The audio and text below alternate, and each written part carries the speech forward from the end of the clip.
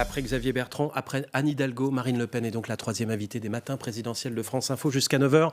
Les questions à présent des auditeurs de France Info et des lecteurs du Parisien. C'est le cas de Céline qui nous appelle de Boulogne-Billancourt dans les Hauts-de-Seine. Bonjour Céline. Bonjour à tous. Bienvenue sur l'antenne de France Info. Marine Le Pen vous écoute. Merci. Madame Le Pen, ma question concerne l'éducation. Qu'envisagez-vous de mettre en place pour offrir la plus grande égalité des chances possible à tous les milieux sociaux? Autrement formulé, comment aideriez-vous les enfants et étudiants qui ne peuvent accéder aux grandes écoles ou qui n'ont pas les réseaux nécessaires pour les accompagner dans leurs choix scolaires et professionnels? Bon, je pense d'abord que, madame, que pour rétablir l'égalité, il faut rétablir la qualité. Et pour rétablir la qualité, il faut rétablir la sécurité dans les écoles. C'est-à-dire qu'il faut que les étudiants et notamment les élèves, les enfants, puissent travailler dans des bonnes conditions, que les professeurs voient leur salaire revalorisé. Je crois que c'est nécessaire, mais qu'ils retrouvent aussi l'autorité nécessaire soutenue par leur hiérarchie pour pouvoir faire cours dans des conditions qui soient des conditions correctes. Pour le reste, je fais un certain nombre de propositions pour aider au pouvoir d'achat des jeunes. Mais surtout, je veux leur donner la possibilité d'entrer dans la vie professionnelle. Vous savez, depuis 30 ans, on a beaucoup dévalorisé le travail manuel. On a envoyé tout le monde, en réalité, à l'université, dont beaucoup, c'est vrai, sont sortis chômeurs, c'est-à-dire en n'ayant pas d'emploi. Je veux surtout développer la filière professionnelle. Et pour cela, j'ai réfléchi à un concept qui est relativement simple. Un étudiant, ça coûte 17 000 € par an à l'État, enfin à nous, aux contribuables.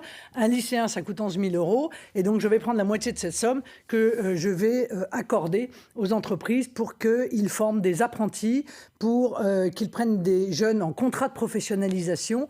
Parce qu'aujourd'hui, il y a beaucoup de demandes pour rentrer dans le milieu professionnel grâce à l'apprentissage ou au contrat de professionnalisation, mais il n'y a pas assez d'entreprises qui sont susceptibles de les prendre. Donc, je pense qu'il y a l'éducation d'un côté, mais n'oublions pas le rôle qu'ont les entreprises dans la formation de nos jeunes à toute une série de métiers qui ont été dévalorisés depuis de trop nombreuses années. Christine a appelé le standard de France Info au 0809 40 41 42. Christine qui nous appelle du côté de Chambéry. Bonjour Christine, bienvenue, on vous écoute. Bonjour à tous. Bonjour Madame Le Pen. Bonjour. Ma question est simple. Que souhaitez-vous faire, que pourriez-vous faire pour la protection animale? Est-ce que vous pourriez interdire la chasse en boîte, gérer la chasse tout court, Pardon, la chasse en boîte, excusez-moi. La chasse en boîte, c'est quoi? Excusez ma question, Christine.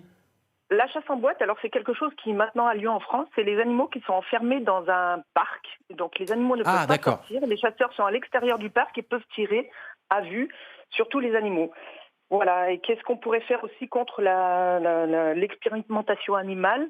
Et est-ce qu'il y a possibilité d'obliger les juges à appliquer les sanctions en cas de maltraitance animale? Enfin, vos projets pour la protection animale, parce que je pense que ça intéresse beaucoup de gens. Bon, il y a beaucoup de questions, parfois très précises. On va essayer d'y répondre. Marine Le Pen va essayer d'y répondre. Vous avez parfaitement raison. Mais si je puis me permettre, je vais peut-être un peu plus loin que vous. C'est-à-dire que je suis en train de travailler. Je souhaite, quand je serai élu, que l'Assemblée nationale se penche sur la mise en œuvre d'une partie réservée aux animaux dans le Code civil. Je m'entends, aujourd'hui, les animaux sont considérés comme des êtres sensibles, mais ils sont toujours des meubles.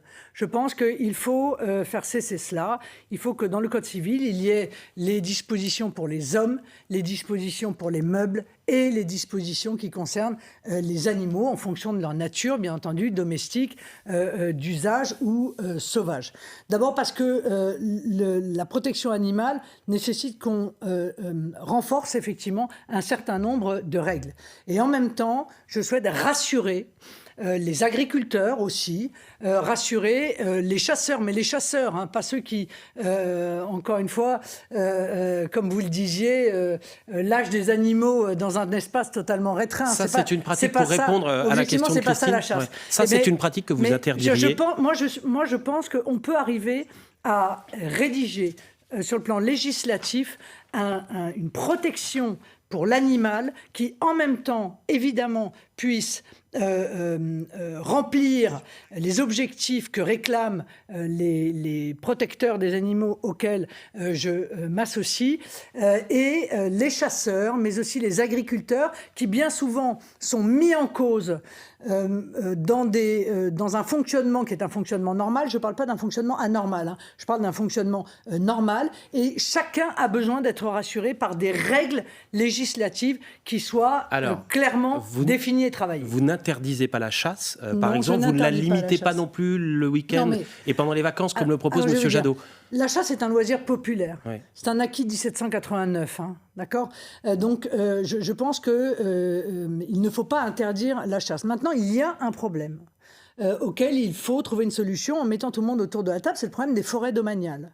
Parce que, clairement, les forêts domaniales louent des parties de forêt pour la chasse et en même temps laissent ouvertes ces forêts domaniales pour les promenades, etc. Évidemment, on met en place là les conditions d'accident. Donc priorité aux promeneurs ou priorité aux chasseurs ? Il faut qu'on se mette autour de la table. On peut réussir à trouver les conditions pour que les forêts domaniales voient régler ce qu'on appelle un conflit d'usage en droit, car il y a incontestablement un conflit d'usage. Et puis il y a un autre élément, c'est que, encore une fois, la chasse, oui, dans les règles de l'art. Ceux qui ne respectent pas les règles de l'art doivent évidemment être sanctionnés, y compris si la violation est grave, par le retrait de leur permis de chasse. Mais vous n'avez rien, Marine Le Pen, vous, qu'on a vu récemment sur M6 dire votre amour pour les animaux et qui avait passé, je crois, pendant le confinement, un diplôme d'éleveuse de chats. Vous n'avez rien contre le fait qu'on tue des animaux par plaisir ?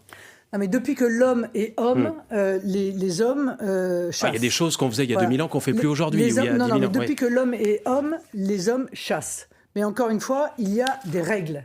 Des règles dans la chasse, et un certain nombre ne respectent pas ces règles. Et c'est d'ailleurs ce qui suscite objectivement, bien souvent, l'indignation des gens, c'est quand les règles ne sont pas respectées. Donc je crois qu'il faut faire respecter les règles. Maintenant, en matière de protection animale, permettez-moi de vous dire que l'abattage sans étourdissement est, à mon avis, bien plus cruel dans la souffrance qui est provoquée que bien des faits de chasse quand elle est correctement effectuée. Donc, moi, une de mes priorités, c'est de supprimer l'abattage sans étourdissement parce que là, non seulement il y a une souffrance terrible, mais il y a en plus un danger sanitaire pour les hommes. Jean-Christophe nous attend au standard de France Info. Bonjour Jean-Christophe. Oui, bonjour Marine Le Pen. Puis-je vous demander d'attendre une minute pour votre question à Marine Le Pen, le temps du fil info ? Très bien. Merci beaucoup. À tout de suite dans une minute, 8h40, Mélanie Delaunay. Elles sont députées, sénatrices, collaboratrices parlementaires. Près de 300 femmes signent aujourd'hui une tribune dans Le Monde pour un MeToo politique. Elles interpellent les partis avec ces mots: le monde politique doit écarter les auteurs de violences sexistes et sexuelles de ses rangs. Tous les écoliers logés à la même enseigne, quel que soit le taux d'incidence de leur département, il faut à nouveau porter le masque en classe du CP au CM2.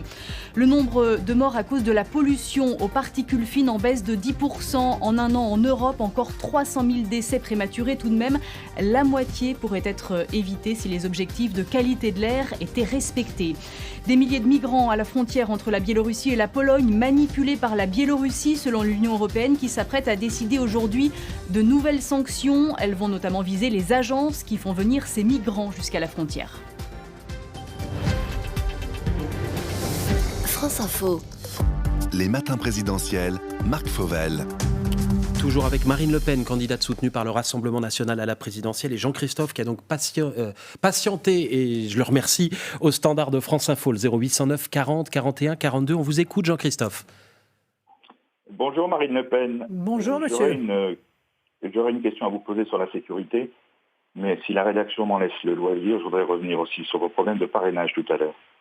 Donc, une question simple et pragmatique pour tous ceux qui vous écoutent. Quelles seraient les 2 premières mesures d'envergure que vous prendriez de votre arrivée à l'Élysée sans passer devant le Parlement et dont les Français pourraient appréhender rapidement je dis bien rapidement, leur utilité. On va prendre les questions les unes après les autres, si vous le permettez. Jean-Christophe, d'abord sur la sécurité. Monsieur, d'abord, réguler l'immigration, et il n'y a pas de difficulté, puisque ça se fera par référendum. Donc je n'aurai pas besoin de passer par le Parlement. Ce sont les Français qui valideront un référendum qui vise à limiter drastiquement l'immigration. La question, ce sera ça, souhaitez-vous limiter drastiquement l'immigration en France ? Non, pas du tout. C'est un projet de loi dans lequel il y a la priorité nationale, la suppression du droit du sol, la limitation drastique du regroupement familial, la possibilité de renvoyer chez eux... Mais quand vous dites drastique, ça veut... Non, mais la possibilité de renvoyer chez eux les étrangers qui ont commis des crimes et des délits. Voilà. Il y a toute une série de mesures qui visent à arrêter l'immigration. Pourquoi ? Parce que, je l'ai dit et je le redis très simplement, il y a évidemment un lien direct entre l'immigration anarchique et l'insécurité que nous vivons dans notre pays. Arrêter l'immigration. Immigration zéro. On arrête l'immigration, oui. Y compris les étudiants ? Non. Non. Non. Je pense qu'il est nécessaire d'accueillir des étudiants dans des proportions qui sont raisonnables pour peu qu'ils suivent les cours et qu'à la fin de leurs études, ils rentrent dans leur pays pour pouvoir faire bénéficier leur pays de la capacité de se développer avec les acquis que nous leur aurons accordés dans les universités françaises. Pour le reste, sur la sécurité, monsieur, je crois qu'il y a beaucoup de mesures à mettre en place immédiatement. Il y a toute une partie qui est judiciaire, c'est-à-dire qu'il faut renforcer, encore une fois, les sanctions, parce qu'aujourd'hui, les sanctions sont, dans beaucoup de cas, quasi inexistantes. C'est le laxisme dont nous cessons de parler et que nous cessons de dénoncer. Il faut immédiatement ouvrir des places de prison ou de centres fermés ou semi-fermés ou ouverts pour que les décisions qui sont prises par les juges soient appliquées, parce que ça, c'est un énorme problème. Et puis, il faut réarmer moralement nos policiers et nos forces de l'ordre par toute une série de mesures, dont la présomption de légitime défense, qui leur permettra d'agir sans avoir l'inquiétude permanente de mise en cause qui sont très souvent aussi injustes que systématiques. Jean-Christophe, lecteur du Parisien aujourd'hui en France, je le précise, vous aviez donc une deuxième question sur les signatures, c'est ça ? Ah oui, je voudrais revenir sur vos parrainages, Madame Le Pen. Votre explication de ce matin ne m'a pas satisfait du tout. Vous nous dites avoir plus de 300 promesses et que c'est difficile, je le comprends bien. Comment expliquez-vous la réticence des élus locaux à votre égard alors que pour votre dernière participation à l'élection présidentielle, vous aviez atteint la finale ? Alors j'ai une question simple, ne serait-ce pas l'étroitesse de votre positionnement entre l'hérédité de votre père, peut-être toujours aussi lourde à porter, et je le cite, « Si Zemmour est le candidat le mieux placé du camp national, je voterai pour lui », et la reprise très radicale et dangereuse de certaines de vos propositions par Éric Zemmour. Ah mais monsieur, que vous soyez en désaccord avec mon projet, c'est tout à fait votre droit. Mais la démocratie, ça consiste à laisser chacun pouvoir concourir. Je vous rappelle que je suis arrivé au second tour de l'élection présidentielle et j'ai réuni 7 millions d'électeurs lors de la dernière présidentielle. Par conséquent, moi je veux bien que vous considériez que je ne pourrais pas, parce que je vous déplais... C'est pas ce que dit Jean-Christophe. Il dit comment se fait-il que vous, finaliste de la dernière élection, vous n'arriviez pas à engranger davantage de signatures. Je vais vous dire, Jean-Luc Mélenchon aussi a des difficultés. Pourquoi ? Parce qu'en réalité, avec les communautés d'agglomération et les communautés de communes, eh bien, les maires sont soumis à de véritables chantages. Si vous donnez votre parrainage à un tel, eh bien, on ne vous donnera pas les subventions. C'est vrai d'un certain nombre de départements qui font ça. C'est vrai d'un certain nombre de communautés d'agglomération ou de communes. Et c'est même vrai, semble-t-il, d'un certain nombre de conseils régionaux. Donc, ils ont cette crainte. Or, comme le fait de parrainer et que leur nom soit rendu public leur fait craindre des rétorsions de la part d'élus politiques qui ne seraient pas en accord avec la personne qu'ils parrainent, eh bien, ils sont de moins en moins nombreux à le faire. Je suis désolée, monsieur, mais même si on a des divergences, moi, je ne peux pas admettre cette situation. Et moi, je vous dis, c'est difficile pour moi, c'est difficile pour Jean-Luc Mélenchon, c'est difficile pour Nicolas Dupont-Aignan, c'est difficile pour Éric Zemmour. C'est pas normal. Ça n'est pas dans une démocratie, c'est pas normal. Merci beaucoup, Jean-Christophe, pour votre appel au standard de France Info. Mohamed est avec nous également. Vous nous appelez de Seine-Saint-Denis. Mohamed, bonjour et bienvenue. On vous écoute. Bonjour. Alors moi, je suis non-voyant. J'habite à Saint-Denis. Ça fait 24 ans que je suis mal logé. Et je voulais savoir, Madame Le Pen, parce que j'écoute tous les concurrents en lice actuellement pour la présidence. qu'est-ce que vous auriez à amener dans votre programme pour les personnes handicapées? Parce que j'entends rien du tout dans la campagne présidentielle sur le handicap. On est 1,5 million de déficients visuels, 850 000 personnes en fauteuil roulant et près de 12 millions de personnes touchées par un handicap lourd ou léger. Donc je me demande à un moment donné, de la part d'une personne, bon je suis français naturalisé, mais qu'on appelle un peu beurre, est-ce qu'on compte pour du beurre?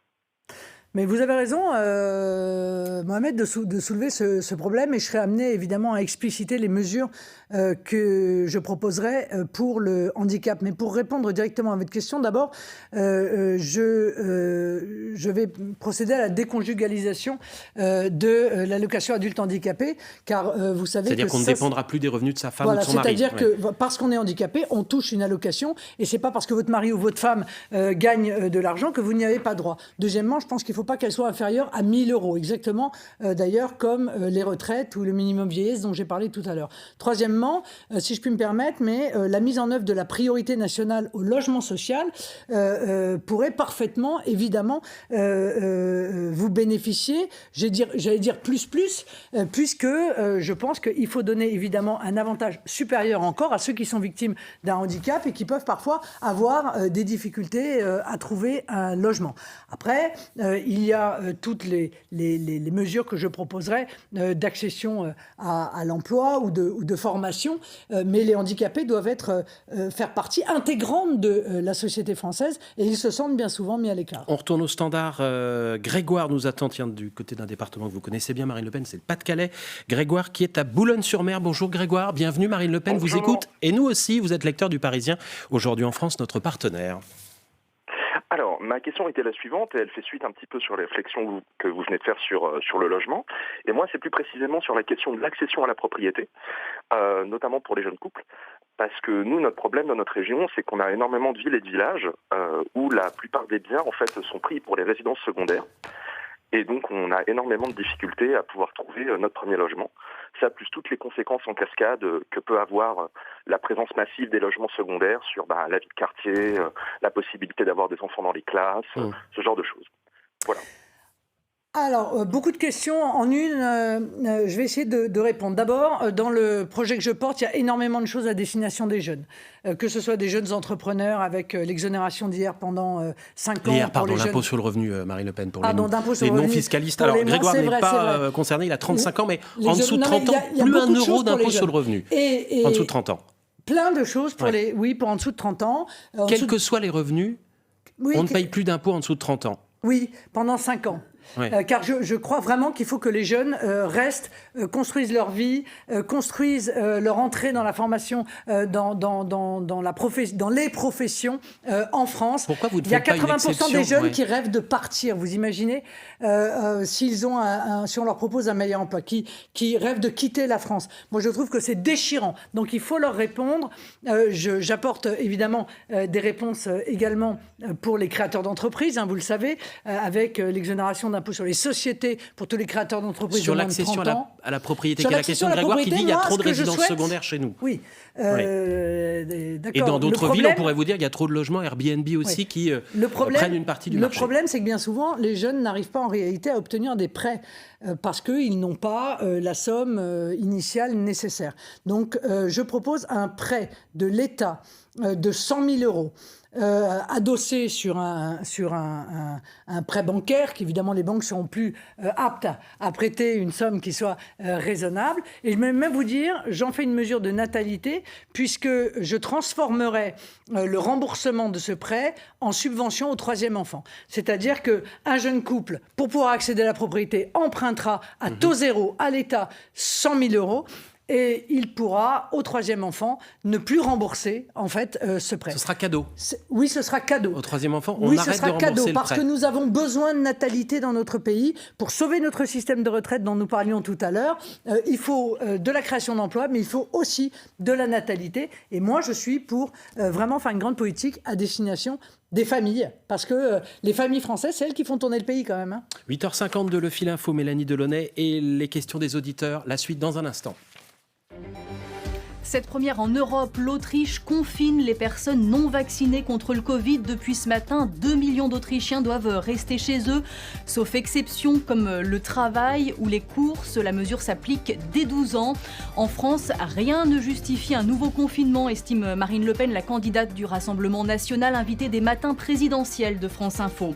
On compte 10 000 contaminations en moyenne par le Covid par jour en France et les écoliers doivent remettre le masque du CP au CM2 dans tous les départements. Il n'y a plus d'exception.